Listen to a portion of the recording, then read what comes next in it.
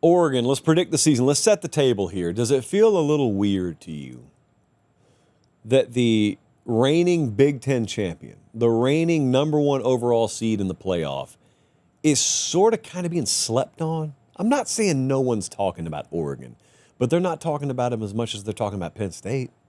And they're not talking about him as much as they're talking about Ohio State. Now, that second part's understandable, but Oregon, pretty good team out there. They got the 5th best odds to win it all. They got the 3rd best odds to win the Big Ten. Their over-under win total's 10.5 at FanDuel, and maybe it's because they're tucked away in the Pacific Northwest, but it just doesn't feel like as many people are talking about them. They don't care. They'd prefer it that way.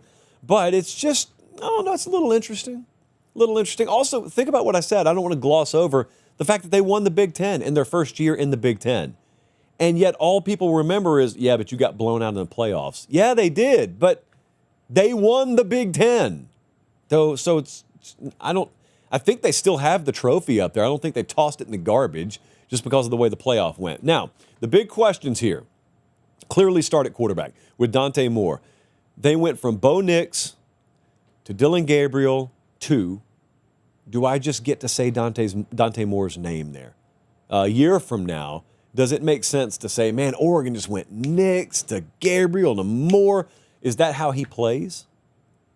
I keep reminding you, they signed a 5-star quarterback in the 2020, I guess it would be the 2025 cycle. Remember, he shows up on campus during bowl prep, sees Dante Moore, realizes, I'm not going to be the starter here.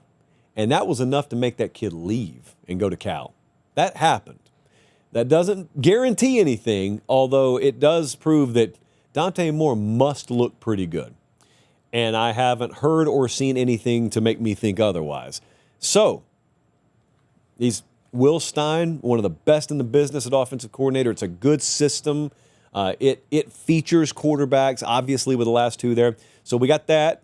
I've got a question about the offensive line transfers because they've got to pan out. There is no other option here. 3 of their 5 starters are going to be transfers. Now, it's Isaiah World, it's Emmanuel Pregnon, it's 2 of the very best that you could have gotten out of the portal. So I would think Oregon and their staff would say, we're not really guessing on these guys. Like, we know they can play. I tend to think they're right. They better be right, is the point, which technically still makes it a question. And the third part, to go on the other side of the line of scrimmage in the question department, is this a high-level defensive line? Some people would say it's the best on the team, best overall position group. They're backfilling 3 NFL guys, though.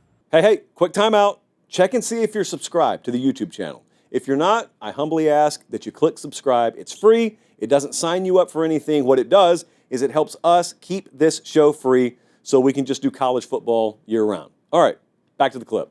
So that's always something that makes you a little anxious, a little nervous in the college game. 3 of their 4 tacklers are back defensively, though, so that's good.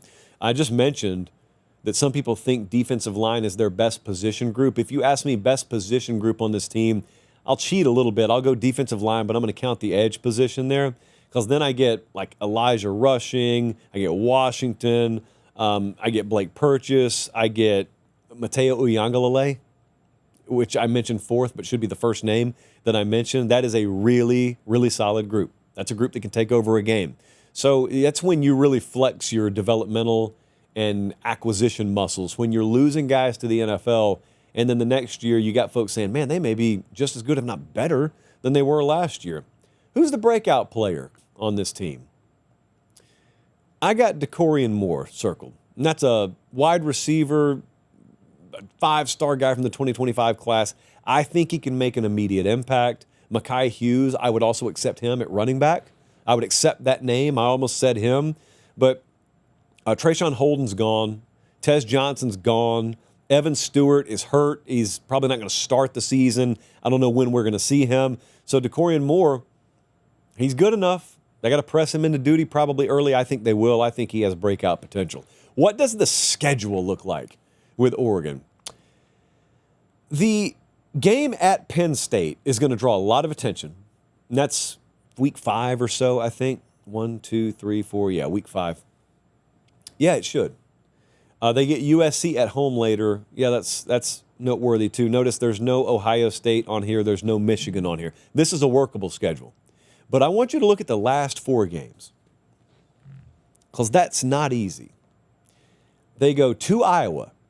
They got Minnesota at home, USC at home, and they go to Washington to end the year. Now, I am someone who believes Iowa and Washington are better teams this year, and you've got to go to their buildings all in November, and you sandwich Minnesota and USC in between there.